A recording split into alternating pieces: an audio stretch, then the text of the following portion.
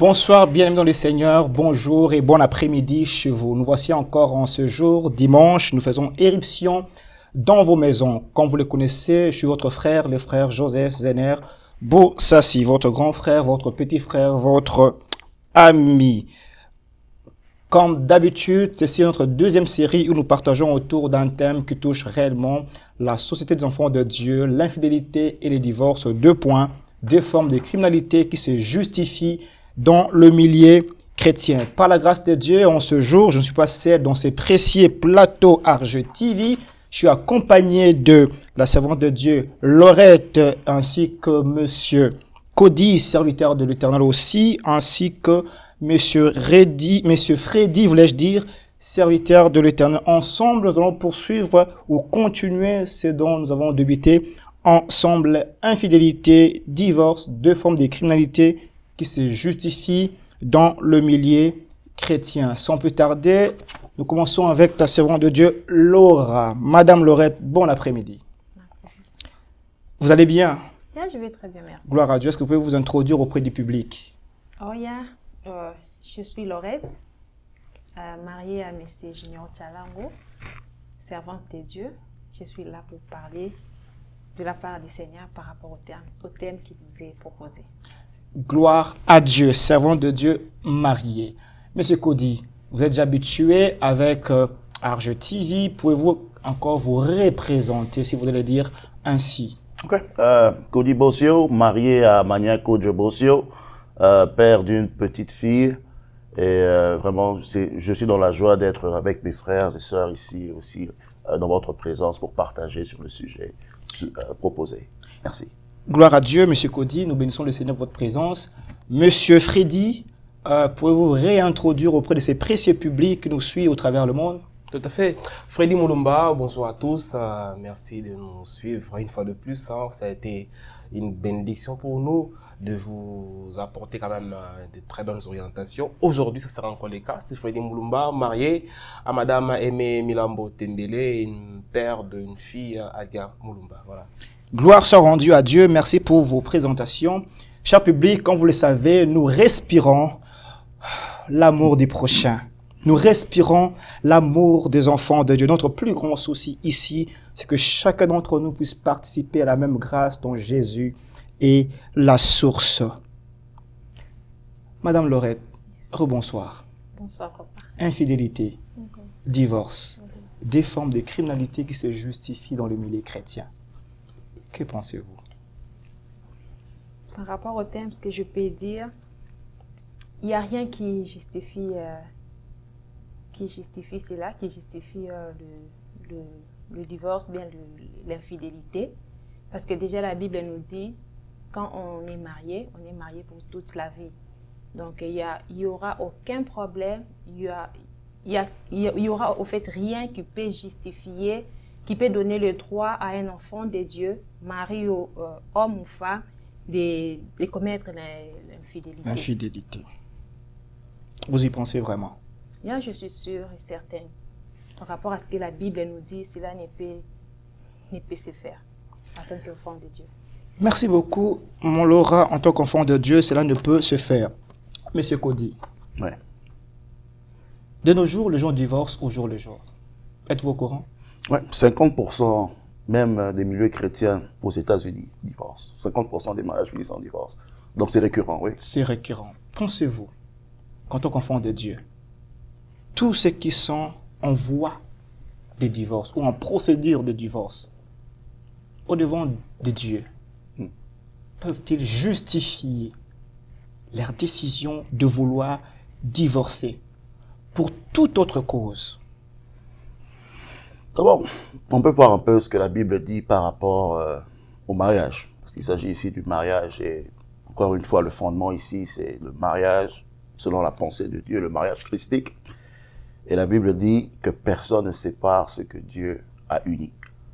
Et je pense que Dieu a une importance capitale qui place sur le mariage. Le mariage, les familles, c'est la cellule de la société, c'est la fabrique de la société. Il sait qu'une personne qui veut détruire une société va d'abord commencer par détruire le mariage. Et je pense que c'est la cible de l'ennemi aujourd'hui, détruire les foyers par diverses raisons. Mais ici, nous sommes réunis parce que nous disons non. Nous voulons suivre la volonté de Dieu par sa grâce et nous voulons accomplir notre mariage, c'est-à-dire pour le meilleur et pour le pire. Et pour les pires. Donc nous disons non. Nous disons non. Cher public, nous disons non au divorce en tant qu'enfant de Dieu. Nous disons non à l'infidélité en tant qu'enfant de Dieu. Est-ce que dans ce plateau, on peut dire non au divorce? Non. Est-ce qu'on peut dire non au divorce? Non au divorce. Nous disons non au divorce. Aujourd'hui, je vais vous revenir pour une autre question. Monsieur Freddy, que personne ne sépare ce que Dieu a joint. Pensez-vous que le découragement d'un partenaire conjugal par rapport au comportement de son partenaire peut être une raison suffisante, motivée, justifiée pour que ce dernier ou cette dernière opte pour le mariage comme étant point de salut, en tant qu'enfant de Dieu?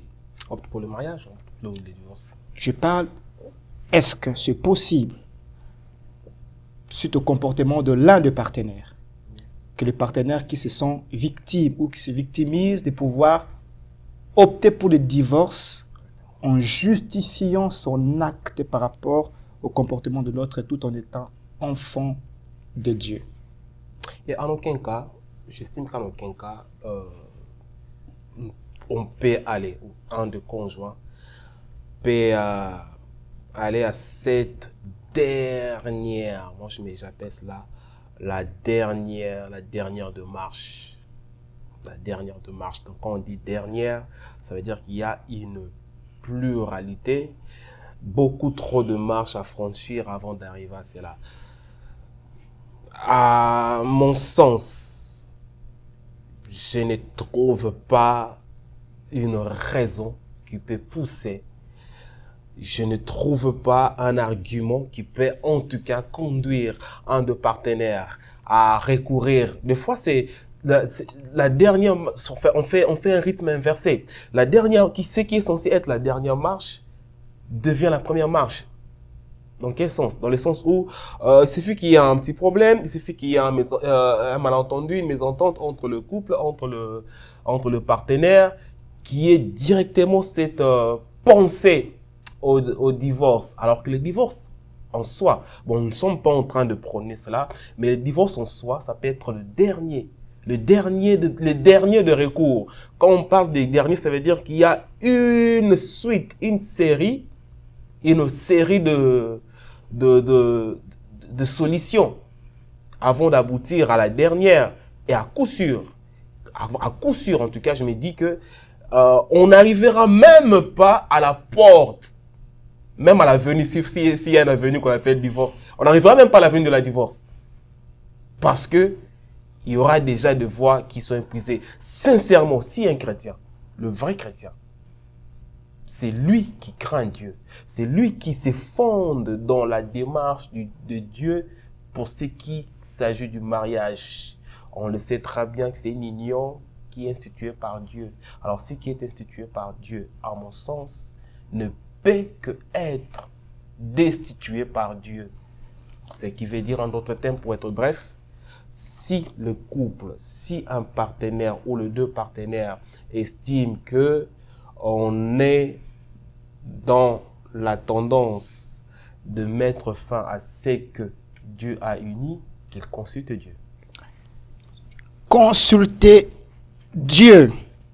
Cher public, comprenez que M. Freddy dit que le divorce est la dernière des démarches, la dernière option à lever. Pour dire qu'en tant qu'enfant de Dieu, ce n'est pas vraiment l'option à lever. Waouh! Nous respirons l'amour du prochain.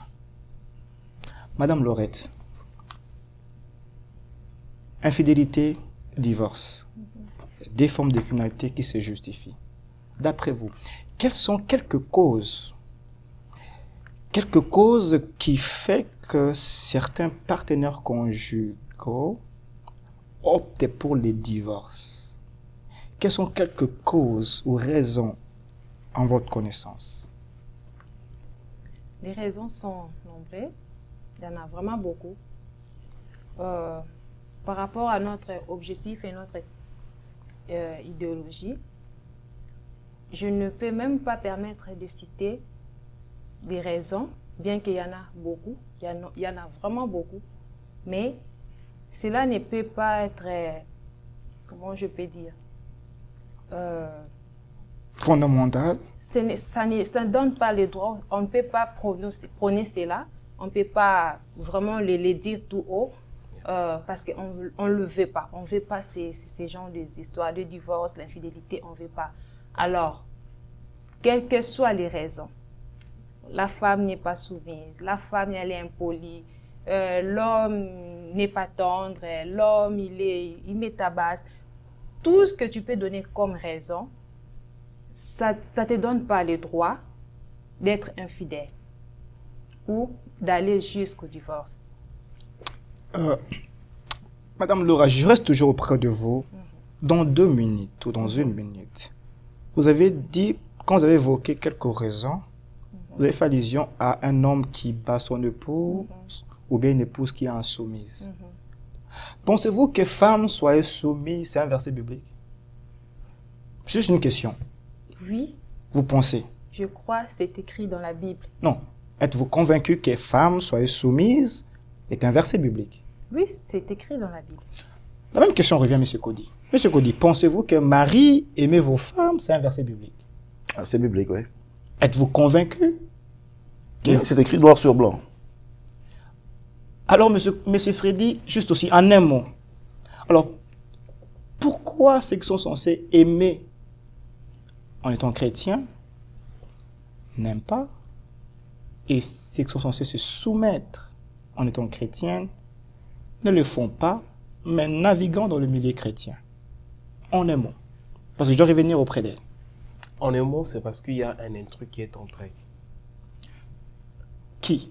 Un intrus, ça veut dire celui qui ne vient pas de Dieu. Celui qui a tout détruit. Cher public, comprenez avec moi, je mets les mots qui viennent d'être balancés. Il y a un intrus qui est entré entre vous. Vous qui nous suivez ce soir, cet après-midi, ce matin, quelque part dans le monde, ce qui vous arrive et qui vous conduira, si vous ne fixez pas dans un divorce certain et non raté, ça sera un intrus et non pas Dieu. Il est possible de mettre l'intrus en dehors de votre toit conjugal si vous avez Dieu pour père, Dieu pour beau-père, Dieu pour conseiller. Du reste, c'est toi qui dis que tu es chrétien. C'est toi qui dis que tu es enfant de Dieu. Je reviens auprès de Maman Laurette. Maman Laurette. Une jeune fille qui est honnête, fidèle, elle craint le Seigneur, disciplinée. Elle ouvre son cœur auprès d'un frère qui le fait savoir qu'il est célibataire, alors que dans le monde réel, le frère est marié à Kinshasa, à Bandundu, quelque part. Mais la migration a permis que le frère se retrouve ici seul et il fait la déclaration d'être célibataire. La fille est honnête et se confie. Les temps évoluent. Le frère avoue qu'en réalité, Jean Kassongo de mon numéro de téléphone, qui appelle constamment, c'est mon épouse que je laissais à Bolumba. Où encore mon frère? À Bongandanga. À Bongandanga. Où encore mon frère? Adibaya. Adibaya. Pensez-vous qu'un tel frère au sein d'une église contribue à la destruction manifeste des sœurs? Oui, bien sûr. Il n'est pas honnête. J'aurais vraiment beaucoup de peine et ça serait vraiment honteux même de l'appeler frère. Ok. Parce que ce qu'il fait et sa façon de vivre, il n'est pas honnête. Déjà dans la loi des enfants de Dieu, en tant qu'un enfant de Dieu, être malhonnête, c'est pas bien. C'est pas biblique. Et tu viens auprès d'une sœur, tu lui dis des histoires et tout, et toi-même, tu es conscient que ce que tu dis, c'est pas bien, c'est faux. En tout cas, tu n'es pas d'abord frère. Tu n'es pas un enfant de Dieu, tu es l'enfant du diable. Parce que c'est le diable qui est le père du mensonge. Notre père n'est pas un père de mensonge, il est le père de la vérité. Si tu es frère, tu diras la vérité. Tu peux même pas te permettre d'approcher une sœur pendant que tu es marié. Donc, tu n'es pas honnête et tu n'es pas vraiment enfant de Dieu. Mais, ma soeur, vous dites qu'elle n'est pas honnête, elle n'est pas enfant de Dieu. Vous savez, le frère est en train d'expérimenter les volcans de... D'où encore? Ce qui se passe à l'est, c'est quoi encore, mon frère? Nyiragongo. Les volcans de Nyiragongo. Vous connaissez au moins les volcans de Nyiragongo. Vous connaissez jusqu'où la lave de Nyiragongo peut atteindre et détruire. Et le frère veut quand même justifier cela au travers de la vie d'une sœur. Pensez-vous qu'un tel frère mériterait le pardon de Dieu si jamais il est sincère et il nous suit? Mériter le pardon de Dieu, c'est autre chose. Parce que s'il se répand... Je fais allusion ici qu'il est sincère, il nous suit. Il s'est dit, est-ce qu'il est possible, après avoir connu Claudine, Clarisse, Gloriane, mais en étant enfant de Dieu, je crois que je dois arrêter. Mais est-ce que Dieu va me pardonner? Oui, pensez-vous que c'est possible? Oui, bien sûr, parce que notre Dieu, il est amour. C'est pour cela même il est descendu, il a laissé le venir. Il est mort à la croix pour nous sauver. Il est celui qui est venu ôter les péchés pour nous donner la vie. Si le frère est sincère, il se répand, il abandonne toute cette vie-là.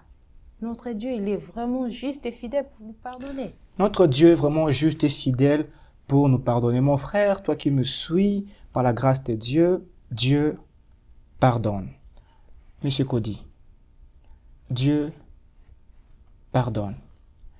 Que diriez-vous à un frère qui, à l'instant où nous parlons, a contracté relation avec une autre personne parce que son épouse est malpropre?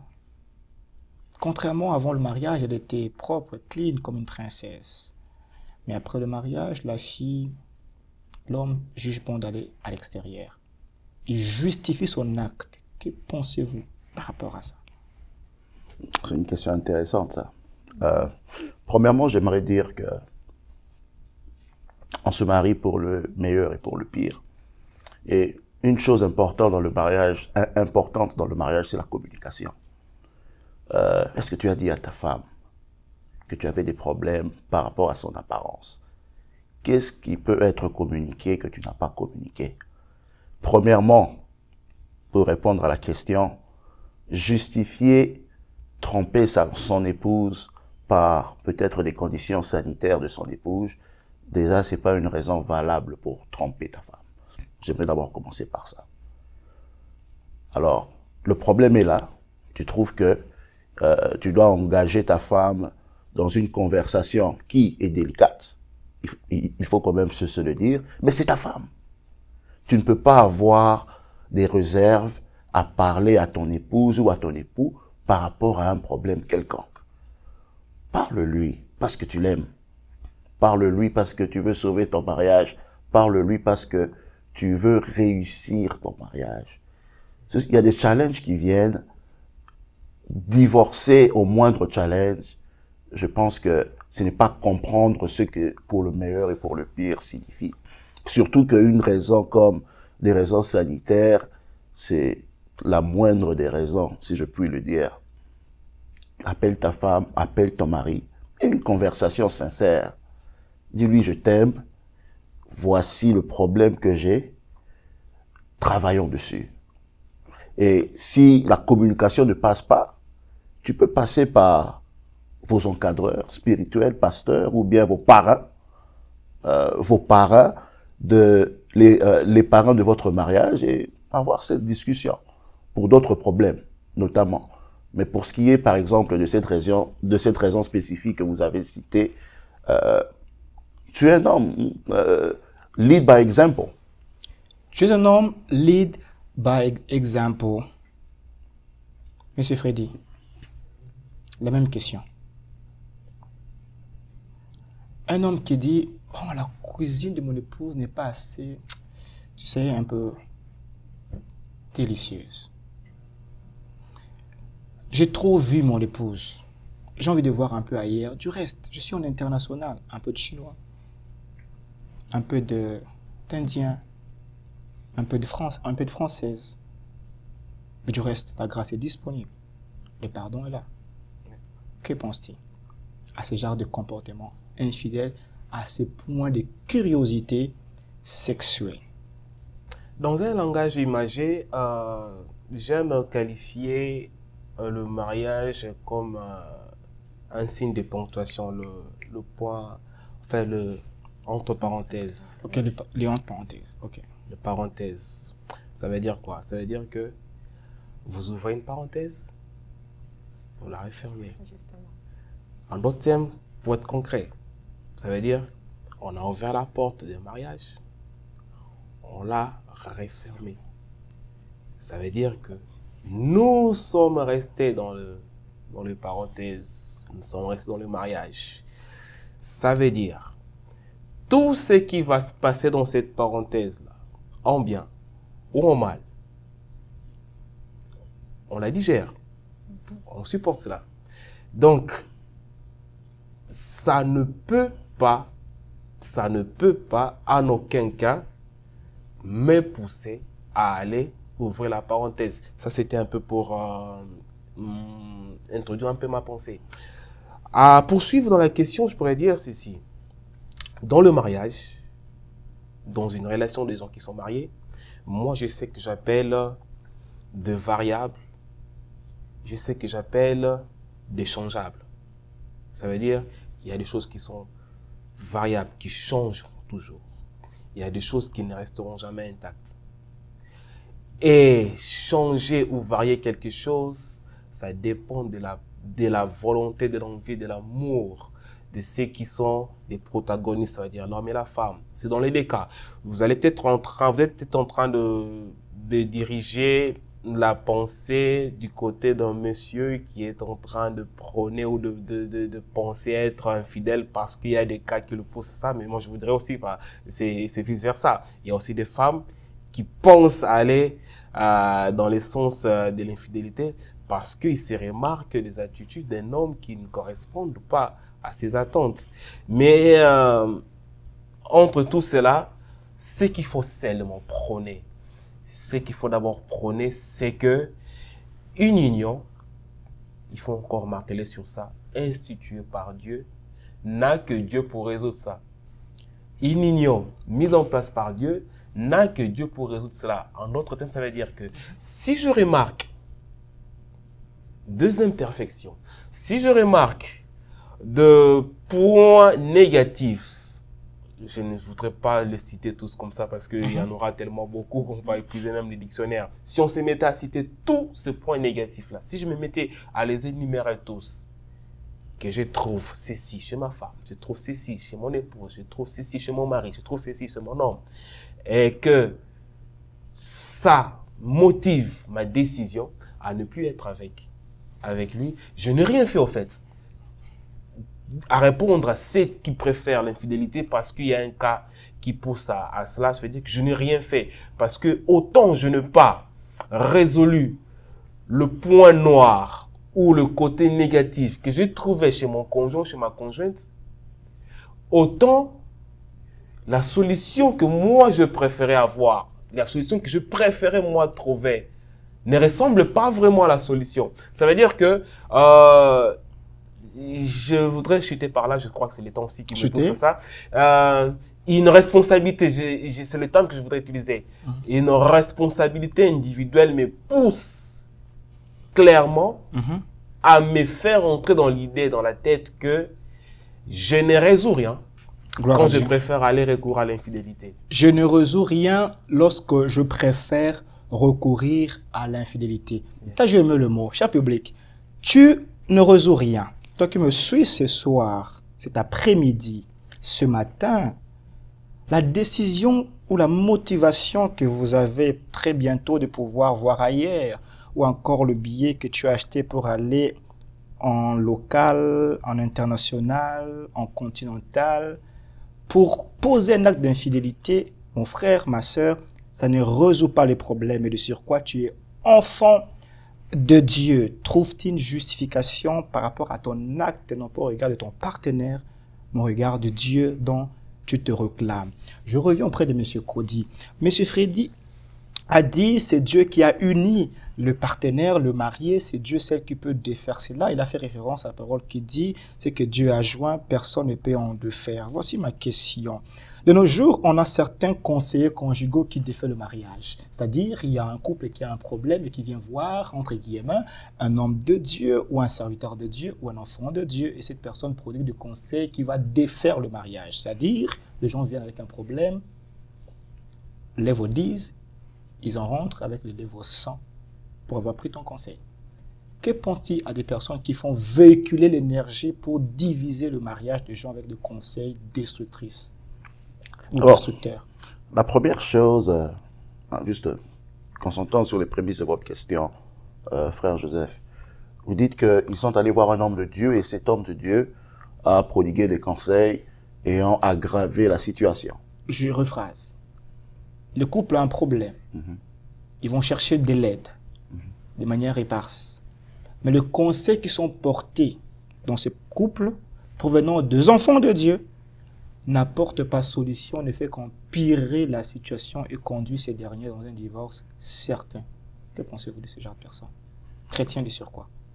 Bon, la première des choses, c'est il est important d'aller se confier ou d'aller demander conseil à une personne qu'on estime d'une certaine manière plus mature que soi, d'une personne plus spirituellement expérimentée, notamment sur la question du mariage, que soi. Donc, on suppose dans ce sens que les conseils qui seraient donnés seraient de nature à fixer les choses au lieu de les aggraver. Donc, si la personne auprès de qui nous sommes allés a prodigué des conseils qui n'ont fait qu'empirer les choses, ça veut dire que quelque part, il y avait un problème avec le conseiller. D'abord, nous devons savoir que dans le mariage, le premier conseiller, c'est Dieu. C'est important de prier pour son mariage. C'est important de recommander son mariage entre les mains de Dieu. Je ne dis pas que cela prévient les problèmes, mais cela fixe les choses ou oriente les choses sur une base qui est Dieu. Demander à Dieu de t'orienter par rapport à quelqu'un qui pourrait te prodiguer des conseils productifs de manière à sauver la chose. Parce que le point de départ, quand il y a un problème, doit dire, nous devons nous dire en tant que partenaire, en tant que couple,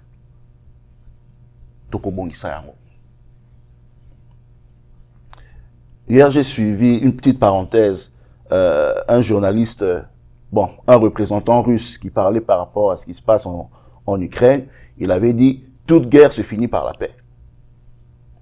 Toute guerre se termine par la paix. Je pense que c'est important d'avoir ce genre de réflexion pour ce qui est pour le mariage. Tout problème a une solution. Tout problème a une solution. Toute guerre finit par la paix. En passant, j'aimerais nous dire, nous, chers peuples congolais, c'est que toute guerre finit par la paix. Nous avons de l'espoir pour notre pays, que toute guerre finira par la paix. Maman Laura, toute guerre finit par la paix. Penses-tu qu'il est possible pour toutes les jeunes sœurs, victimes des méchancetés, des cruautés, d'infidélité manifestes par leurs époux d'apparence chrétienne, est-il possible que ce sœur puisse pardonner et refaire tout à zéro? Est-il possible de pardonner leurs partenaires en lieu et place d'opter pour le divorce? Oui, c'est possible. C'est possible. Je veux que vous puissiez regarder la caméra.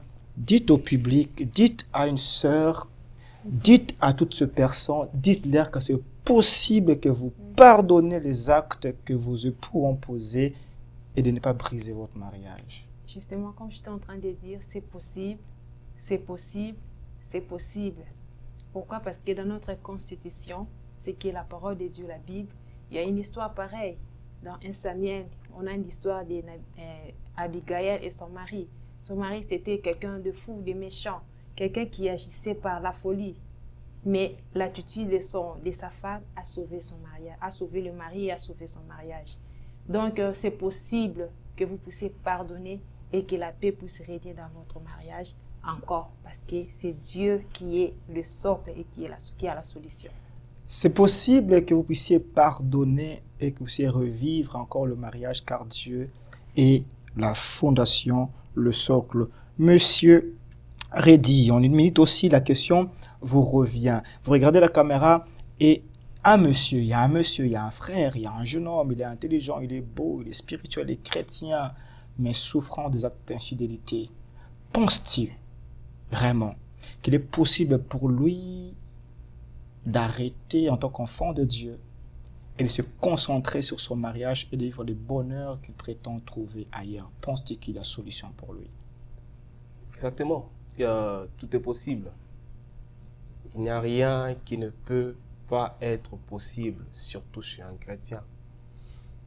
Déjà, quand on se réclame de l'identité chrétienne, on a beaucoup trop de repères, on a beaucoup trop d'éléments qui nous disent et qui nous inspirent à croire à la possibilité. Déjà que nous prions à un Dieu pour qui rien n'est impossible. Ça, c'est la première des choses. On prie à un Dieu pour qui rien n'est impossible, devant qui rien ne résiste. Alors, si on se réclame de l'identité chrétienne avec Jésus-Christ, notre modèle, devant qui rien n'a résisté, devant qui rien n'a, en tout cas, tremblé. Moi qui suis un imitateur du Christ, bon, je me mets à la peau, je me mets à la place de ce frère qui croit que c'est impossible. Je me dis, moi qui suis dans la peau de l'imitateur de Jésus, pour qui tout fléchit, pour qui rien ne résiste, je me dis carrément, même si je me trouve dans cette situation-là où je suis déjà au bord des divorces, où j'ai déjà des pensées qui ont nourri mon cerveau, qui ont nourri mon raisonnement de l'infidélité, je me dis, il est possible de faire le retour, c'est-à-dire le chemin inverse. Gloire à Dieu, il est possible de faire le retour et de faire le chemin inverse. Frères et sœurs, vous qui nous suivez, notre Dieu est un Dieu des défis, il aime le défi. Votre mariage n'est pas le plus grand défi à relever au devant de Dieu. Croyez-moi, ne laissez pas un avocat, ne laissez pas un conseiller conjugal, ne laissez pas un État, ne laissez pas une tierce personne, une copine ou un copain venir détruire. C'est pourquoi Dieu vous a fait confiance et vous a établi dans le mariage. C'est Dieu qui t'a établi dans ce mariage, ma sœur, mon frère. Dieu t'a établi. Ne laisse pas l'extérieur venir t'envahir et t'éjecter de ton mariage. Papa Cody, je reviens auprès de vous là qu'on atterrit dans pratiquement 20 secondes ici. Monsieur Cody, que diriez-vous à toutes ces sœurs et frères, vice-versa, enfants de Dieu, qui n'ont que pour mission de vouloir mettre à l'épreuve des enfants de Dieu pour dire ceci, c'est-à-dire ils défient un enfant de Dieu que moi je dois faire tomber, Papa Cody. Moi je dois faire tomber, Papa Reddy.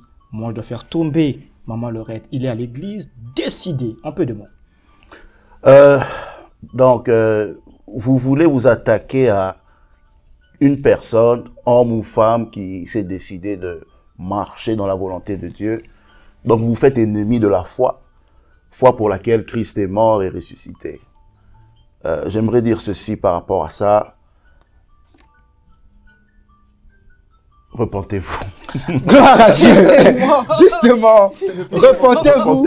Cher public, c'est dans cette ambiance que nous sommes en train de mettre fin. Encore une fois de plus, nous respirons l'amour. Repentez-vous, c'est possible et que Dieu vous bénisse. On vous revient très bientôt pour poursuivre et nous croyons par la grâce de Dieu que dans vos maisons, vous êtes bénis. Passez un très bon dimanche. Bye bye.